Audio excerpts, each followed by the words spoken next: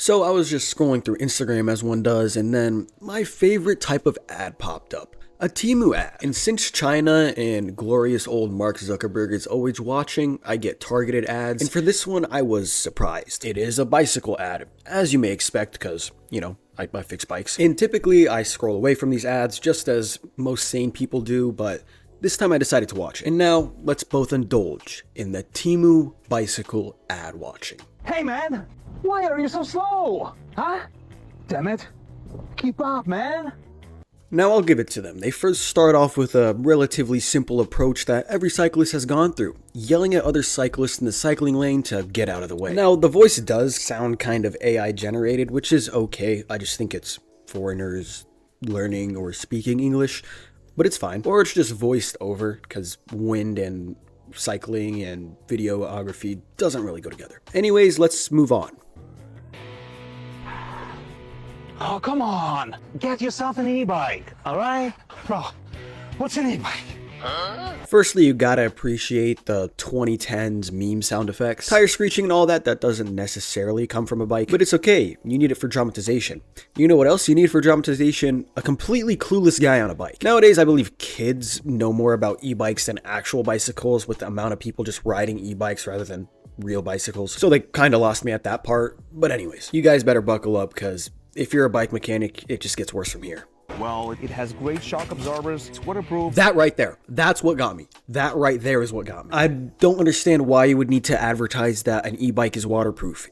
If an e-bike is not waterproof, you should not be buying it. And a great shock absorbers is not some off-brand, clapped out SR Suntour shit, whatever. Just from that, I can guarantee for a fact about how clapped out the bikes will be out of the box. Shoot, man, it might not even have a box. It has an LCD display for checking speed and battery status. Yeah, why wouldn't it? I think that's pretty standard on e-bikes nowadays. It has 7-speed gears for manual pedal and assist modes. Can't complain with that, except the shifter that they're using, but 7 speed's okay, especially with that pretty much bulletproof Shimano cassette that every Walmart bike uses. However, again, the longevity of that shifter, as a bike mechanic, I see that shifter just ending up not really working that long. Especially if you don't maintain it, and no offense, if you're an individual who buys this type of bike, I doubt you will maintain it. Plus, I don't even think you can buy this bike. We'll get to that later. And we also have to appreciate the impossibility of cadence level this guy is going up the hill with. He is in no chance in the correct gear. Now, if you're going to sell me a shit product, at least try to put someone who kind of knows what they're doing on the shit product. Let's play that back.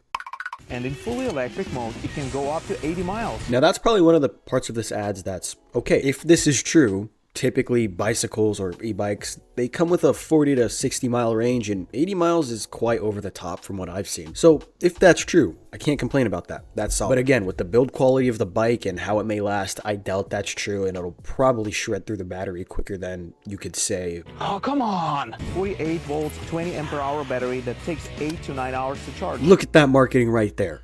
Look at that. They're not only appealing to electricians, but clueless individuals such as myself who do not know what that means. If you have some type of reference point as to what 48 volts and 20 amp hours means, targeted to you. If you don't, all you need to know is that 8 to 9 hours to charge means you'll go farther. It's a win-win. Gotta love it. Can't really complain. It has a seat that can adjust to fit rider heights ranging from 5'2" to 6'2". Yeah, that may be true, but if you are on the lower or higher end of the spectrum, this bike may not be the most comfortable for you. If you know anything about legitimate bike sizing, typically within every size, such as small, medium, large, there is a 2 to 3 inch range as to where you will fit in. The reason for that is these bike manufacturers, well, good bike manufacturers, try to make it so the geometry is as best fit to your height and your body specifications. 2 to 3 inches is a pretty good range.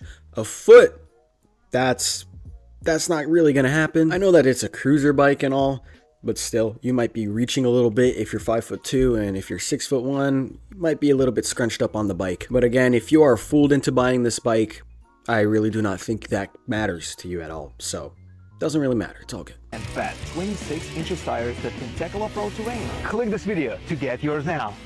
I don't know if 26-inch can tackle all off-road terrain, especially with some of the trails we have now, and if you're riding a 40 to 50 pound bike. Now, if you were mountain biking in the 80s, ahead of its time, man. This bike is next level. Unheard of. Rolling through leaves is not necessarily a legit off-road trail. It's mainly just off-roading to a certain extent. Most likely just off-roading on walking trails, and then you'll get yelled at by the local park ranger Karen, or rather the Karen who thinks she's a park ranger. And ending it off with semi-broken English is kind of odd. Now, yes, I get it. I get it. These people are foreign. These people don't have English as a first language. But if you are a multi-billion-dollar company, you could probably invest in a correct translation at least, or people who speak the language and would be willing to sell out for some Chinese sweatshop products. To the Temu marketing team, I don't believe this builds trust within the individuals you are trying to sell to. Maybe fix that. Just try to fix that. But yeah, other than that, I have nothing to say. Wait, I do have one more thing to say. I mentioned earlier about buying the bike. You can't buy the bike. This link just brings you to the sign up so they could steal your information, otherwise known as the sign up to sign up into Temu. So it doesn't matter. You will not find this bike. I actually looked through the catalog as much as I could before I got blocked by a sign up now type of ordeal. And I couldn't find the bike. I just found some pretty enlarged photos. I don't know. These photos look really weird. The front of the bike's super big and then the back of the bike's kind of small. I guess all we have to say for this is I love Chinese quality. Anyways, I love Temu, I loved the CCP, I love Xi Jinping, I love Chinese propaganda. Don't cancel me. Thank you, China. Please do not delete me off this app. Lloyd the CCP!